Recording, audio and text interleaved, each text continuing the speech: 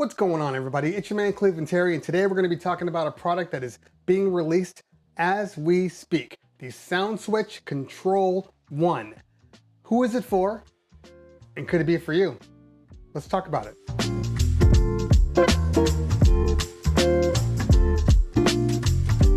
Once again, my name is Cleveland Terry, and if you are new here, this is what we do. We talk about DJ-related products, gear reviews, gig logs, and sometimes tutorials. So if that's something that you are interested in, hit that subscribe button and hit that bell notification so you know the next time I come out with a new video. Now, I know what a lot of you guys are saying right off the bat. Why in the world do I need a Control 1? Why do I need this thing when A, I get everything programmed perfectly in my Soundswitch so I don't have to touch it, or B, I have a MIDI mapped controller and I have everything the way I need it. It's perfectly customized. This is all I need.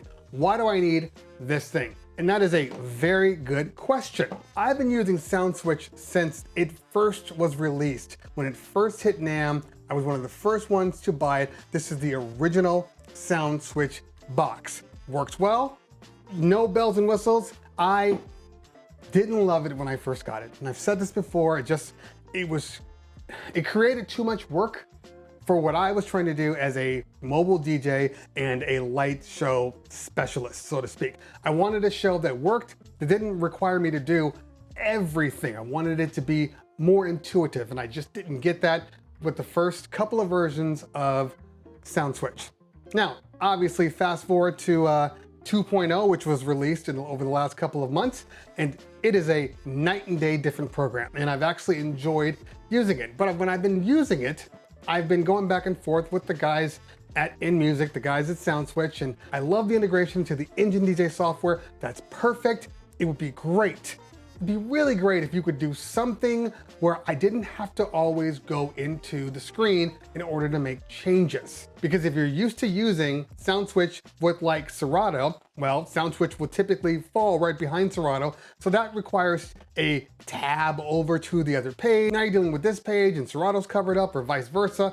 So I wanted something that I could quickly get to without having to do too much work. And they said, hold on, we got something for you. So they sent me this Control 1, and I'm gonna tell you, for my needs, this does pretty much everything that I needed it to do. And that's what we're gonna talk about today. We're gonna tell you why this works, but this works better. And of course, for a lot of people that have created a set it and forget it kind of Soundswitch, you may not wanna use this. For the people that wanna do things on the fly, this is a very convenient interface. Now, as far as what you get from this device, you actually get more than you would if you were to buy just your traditional Soundswitch, because this has two universes in it. You see these two XLR ports? These are two separate universes. It gives you all the controls that you're used to using in Soundswitch, in the actual app that's on the computer, or in the app that's on the Engine DJ software. It gives you all that stuff, but puts it in an external box next to you. For instance, if I have all of my things programmed, all of my songs programmed, or maybe I don't have all of my songs programmed, and I want to make changes on the fly. People are going crazy. I want them to scream. I want them to put their hands up. Well, it might be as easy as me just hitting the white, and now I got the entire dance floor white with their hands up. How is that a 6? Did he scrap a little bit? Did he mess up a few times? Let me ask you one more time. How did it go? That's what I'm talking about now. This hardware feels fantastic. Actually reminds me of an Ableton push. If you really want to know what it feels like Akai made this device. Now I can't guarantee that, but that's what it feels like. It feels like a push. The knobs, the buttons, everything about this feels like a mini push. And that's great, because the push is probably one of the best feeling controllers, in my opinion, out there. And the layout, everything designed here is pretty good. It took a minute to get used to, but everything on here is pretty good. And all the things that you come to use, like all the time, they're right in front of you. So if we take a look, we have your play and pause. So that means if you've got a motion going on here, like so, and you hit pause, it's going to stop and be positioned wherever you then paused it. You release it again, now we're back to moving. You have your shift, which brings you down to your secondary options right here. For instance, your auto loops here, but then you have your static looks here. That's what the shift button is for. You have your dedicated movements. This is great because if you are rocking a auto-scripted song and it's not giving you what you need, or maybe for whatever reason, the auto script is putting everything up and you want things on the floor. Well, we know that Soundswitch has these pre-designed movements. So you can automatically go to the movements and it will do those movements for as long as you keep them on here. Now, the lights may change, everything will still happen, but now you are putting in a movement override. Now right here, you got your movement speed. Now you can adjust this on the fly. And as you can see now, it's definitely slower. Let me speed it back up again. And you have all that control right here. Love that about it. I don't have to go into the page. I don't have to make changes. I can still DJ and make small changes without having to leave my screen. Now on the top shelf, you also have your strobe, as we just mentioned a minute ago. And this is a toggle on and it'll just keep going until you turn it off. Then you have your hue, which you can affect the color. And if you have a smoke machine, you can program that just to smoke when you hit that button. Dropping down, you have all of your kind of hotkeys where you have all of your colors. So we got your red, your green, your blue, your amber, all of the colors are right there. And then you have your white, which I love. You got your blackout, and then you have your UV, if you have a UV option in your lighting. All of these things are dedicated. And the good thing about them is if you want to keep them, like let's say for instance, you go into a room and the client says, oh, you know what? I want everything to be blue, which has actually happened to me. I don't make things up. Client said, I just want the room, all the lighting, all the movement to be in blue. In this case, I can just hit the blue and then no matter if I'm doing a song or not, it's going to override so all the movements will always stay in blue, or I can just run my auto movement script. Now, before we move down into the other banks, if for instance, you don't like this movement, well, you could override the movements by going up into your screen here. Now, this screen is not just a readout, it's actually gonna provide you with a whole bunch of different options. You click on here and you get your overrides.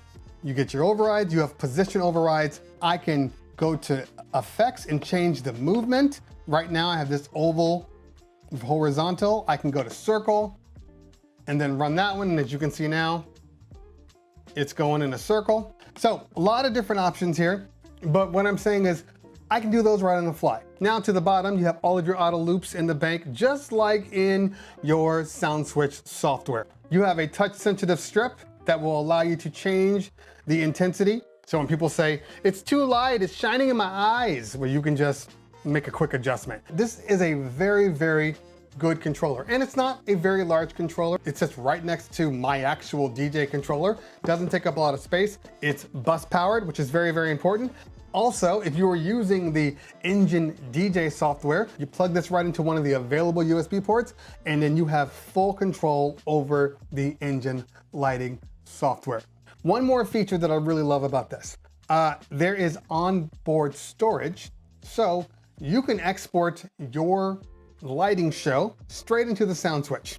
Okay, and take the Soundswitch with you anywhere you go and plug it in. And then when you open up Soundswitch and want to load in your profile, you can load from right in this box. So anywhere you go, you can have your light show available to you. Compatibility wise, it's available for Engine DJ, it's available for Serato, for Virtual DJ, and for Ableton. So all of the major platforms. No, it's not compatible with Tractor. I know that's gonna be in my comments. The price of this unit is $299.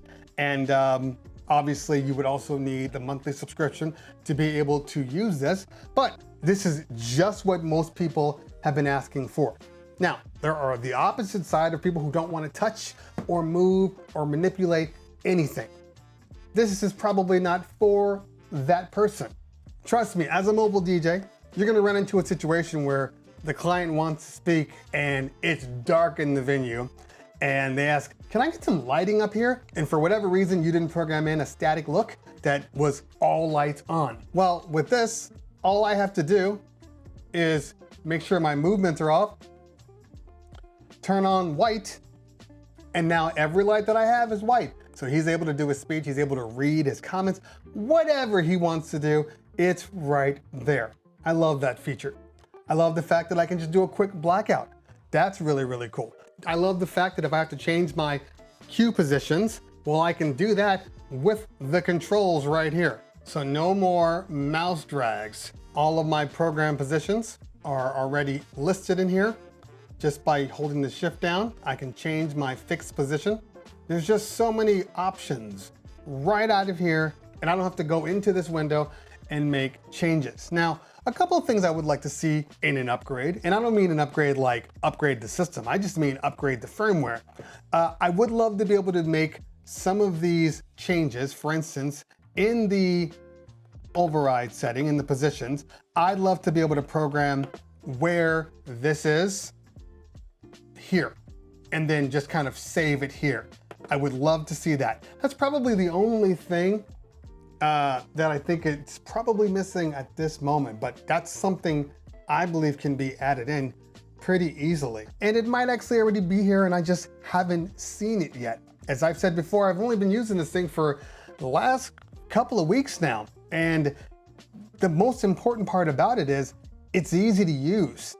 I didn't have to relearn everything in order to use Soundswitch and use this controller. I just plugged it in and it pretty much was just like using, especially if you've used Engine DJ software, the Engine DJ lighting, it feels a lot like that. And I said when I saw Engine DJ lighting in the layout, I said, this is a brilliant layout. This is exactly what we need in the Mac PC Soundswitch software because it's a little outdated compared to the Engine lighting software interface. This feels like the Engine lighting interface. I'm gonna be using it weekly, which I have been really getting more and more familiar with it. But right off the bat, I'm gonna say, it checks a lot of the boxes that I had with using Soundswitch, and more importantly, using Soundswitch outside of Engine lighting. So if you're in the market for Soundswitch and you were looking at buying a box or buying one of the mini DMXs, before you do that,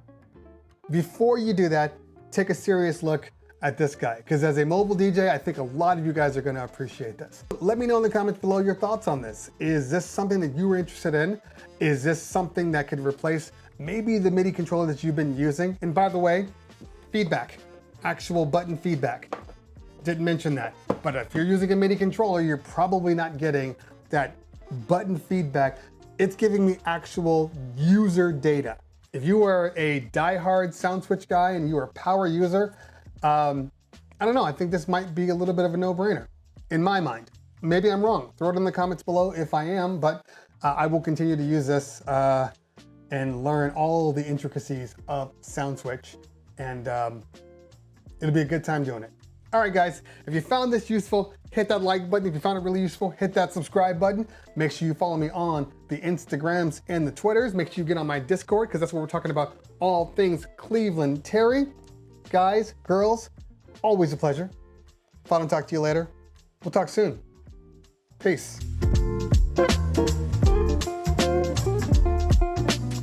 So if you're not familiar with how DMX works, every fixture you buy, this is a fixture, that's a fixture up here. Every fixture that you buy has a dedicated number of channels. Now, if you're talking about this one right here, which is just a simple RGB light, well, every channel represents an action.